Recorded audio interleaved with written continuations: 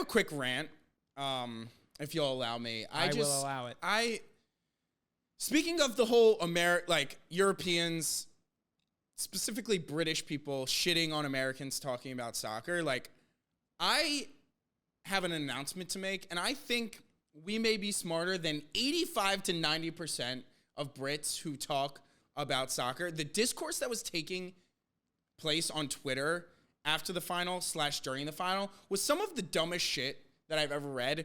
Mainly being, I have a list of things of why Brits are so fucking stupid, but mainly being, and this was, I checked the Twitter profiles, where they were from and everything. The discourse and the narrative that was being pushed that Klopp's kids beat Chelsea's first team, essentially, is the dumbest thing I've ever seen in my entire life. The three most important players for Liverpool were two 30-year-olds, Endo and Van Dijk, and then Kelleher, who's 25. I understand he's a backup, but people saying that they obviously brought on young kids in extra time, but those young kids that were brought on in extra time weren't the reason that they won the match by any stretch.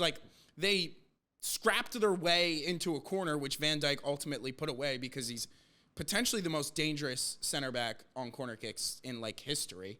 But people are saying Potts should be fired because he allowed Liverpool's children to beat them in a final, which is literally the dumbest thing I've ever heard. You could argue that in a final, when everyone's legs were dead, that bringing on a bunch of kids who grew up idolizing playing in a final in Wembley was more valuable just because of the pure effort that they're going to give and what it means to them than bringing on the likes of a Mudryk or an Nkunku, who apparently had a neck injury during that game. Mudryk, who there's literally a war going on in his country. He doesn't give a fuck about a final in Wembley. I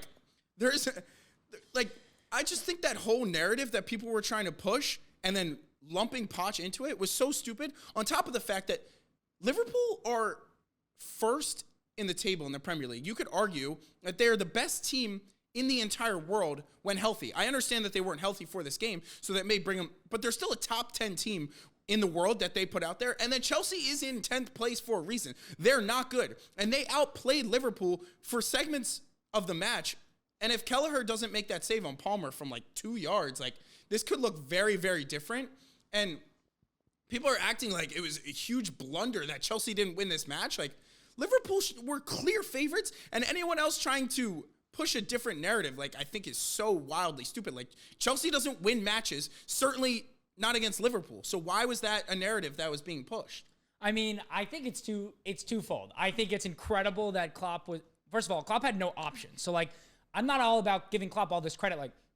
His whole bench was kids. Correct. So if he was ever going to make subs in a 120-minute match, they were going to be fucking kids. And he was smiling, knowing that he had nothing to lose. Essentially, right. Oh, if we lost, well, it was an not injury my crisis, fault. 100%. But also, I'm not about the narrative that's well, if you look at it, Chelsea's starting 11 and the players on the pitch were younger. Well, their fucking kids all cost £100 million. So there's a mix of both. But the kids weren't the reason Liverpool won. No, but it's also Luis Diaz played 120 minutes. Endo played the entire game. It's also Van Dijk played the entire game. Credit to the kids for not making any major mistakes. They were all forwards, except Quanta was brought on literally at the end of the game. Those two midfielders were brought in. McConnell and Clark are midfielders. Yes. Connor Bradley's a kid who was brought on. But he's been playing. Okay, they're but talking about the substitutions that they were making. All right, he's a kid. He is a kid. They started 3 players 21 years or younger. Yeah. Harvey Elliott's a kid. He may have 4 years of experience. It's two things. Everything's not so fucking drastic is what the answer is to the thing. Klopp, if you take it in the fucking presence of what it is Klopp had no options. Everybody's injured. He threw these kids on. They did great, but also Van Dijk's the reason they won. Van Dijk controlled the entirety of the match. Kelleher, yes, he's 25, but also 25 for a goalkeeper is kind of young. Most goalkeepers aren't massive. And he hasn't played a ton of matches, 100%. So I'll give him credit there. It's everything. It's a combination of 100 things. People just want to react, and obviously fucking Liverpool fans want to be oh, we won as the underdog. Chelsea fans want to be your kids are just as young as our starting 11. It was just a good match. Chelsea should have fucking won the game. It's the same thing they've been doing for fucking weeks now, which is Pochettino is, at this point, coaching this team as best as he can. What happens in the final third? There's nothing he can. Gallagher had a massive opportunity to score. Palmer had multiple massive opportunities to score. Nicholas Jackson, we don't need to talk about every week. Sucks. And Nkunku, again, Nkunku was not healthy and not injured. running. He looks injured. He's not moving. And also, a big thing that's being understated is in finals, like the continuity of a team, and like they are kids, but they've also, Klopp has been there for what, 10, 11 years? Is it even more? 2016. Like, all right, so a little bit less, but nonetheless, they teach his system where the kids, like the kids are obviously involved in first team training, and even in the academy, I assume they're teaching Klopp's that's what the system. best academies That's do. what academies do. So when you saw Nkuku brought on, and you saw Mudryk brought on, and their press was like, Nkuku went to go press, and then it was 2 passes, and then they were out. And then Mudryk went to go press. Like, they had no clue what they were doing because they've been under Poch. They brought in 20 new players under a brand new manager, and they're 4 months in. Like, Klopp, they have a system. The kids came on, and they know exactly when they need to press. They know exactly where they need to go, and that's more valuable than anyone is giving any sort of credit to. Like, the fact that they just have a system that can be plug and play, and when it happens to be kids, it makes it a lot easier for these kids as opposed to these Chelsea guys who essentially have no clue what they're doing. And Kuku's played, 5 matches this entire season? Like, Yeah, I mean, it was that's so disjointed. more, it's less so credit to Klopp and more so like shows you how poorly Chelsea is run. Like, you can't just win by bringing 20 new players in there. And this is why I said a couple episodes ago about how Tottenham are X amount of windows away because you need to get rid of dead wood, you need to bring in new players. Like, you can't just get rid of 7 and bring in 7. That's not how structure works. Like, you need to have structure. That's how successful football clubs are built. That's how you win trophies. You don't win trophies by just throwing money. Look at Manchester United. No structure, no plan. They've thrown money around like crazy since Sir Alex left, and they haven't reached Nothing's worked. anything, right? So it's like Liverpool, Klopp has been brilliant. He has created structure. Arteta, it's coming. The trophies must be coming because he's created structure. Pep, think of how bad City were in that first year. Yeah. But Pep created structure. Obviously, he does it faster than anyone. That's why he's the greatest. That's the problem with the media being so reactionary, is people asking for Poch out. Like, first off, he gets no credit for bringing an awful Chelsea team to a final. That, like, no other manager. I mean, the League Cup, honestly, biggest fucking joke. The kid stuff just pissed me off because, by the way, there's so many better narratives that could have come from this. Like, Van Dijk single-handedly won a match between his defending the goal and just his overall captaincy and leadership. Like, when they were huddling at the start of extra time and at halftime of extra time, he's leading, he's talking to everyone, he's a demonstrative force. And you see the Chelsea bench was kind of like, Poch doesn't know if he's the one who should be rallying his players. They bring off Ben Chilwell because all he wants to do is fight the 12-year-olds. Like, that was wild.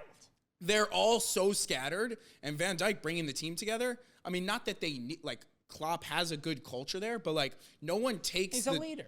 He's a leader. And then that's one. And then you have the fact that you look at the price of Caicedo, Enzo, that midfield, and then the price of McAllister and Endo in that midfield, and the fact that they completely outplayed them is another narrative that no one wants to touch on. Like, I know the price of Chelsea players, and that has been touched on, but I think the fact that Liverpool were in direct competition with Chelsea for those certain players, midfielders, including Lavia, who didn't play, like, I think that's such a better narrative. I just think to the modern media or to the mainstream media, like, there was a huge miss by making it Klopp's kids versus Chelsea's first team. And the last thing I have on just people being stupid is the offsides call. I was going to ask, that was my next question. Okay. What are your thoughts? It's a clear offsides. Correct. Yeah, and people are so stupid, they can't separate the fact that they're like, that wasn't a real push, like, that's not a foul. If that happened and he was in an onside position, that's a goal. He's affecting the play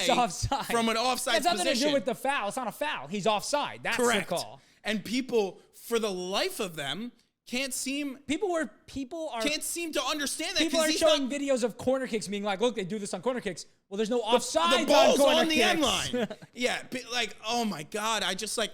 And honestly, Jamie Carragher, who I used to think was one of the best pundits, has dove into this like area of pundit like Gary Neville and Rio Ferdinand, where he's just trying to like bait people. Yeah. And he's like sharing clips of Arsenal doing the same thing, but the ball's not in play yet. I mean, it's embarrassing. It's insane that people couldn't separate the fact that like the actual push was not a foul, but you're affecting the play from an offsides position. And people were like, oh, he's not the one that headed it in. But the fact that the person who headed it in was blocked off, his marker was blocked off by the person that was in an offside position is like, for me, the most simple thing to understand in the entire world. Yeah, that was my final point on just like, I'm not taking any more shit from Brits saying that we don't know, like the discourse that I saw taking place on Twitter was some of the dumbest things. It still is taking place. It's crazy. People can't Good thing get over. I've been off Twitter. Liverpool fans can't get over an offside call in a match that they won. It's crazy. Insane. It's one of the more. It's not like clear because you do have to look into it and like figure out. Oh, he's an offside. It took me a few watches of the replay. 100%. Once you see it and you understand what the call is, like it is super obvious, non-debatable. 100%.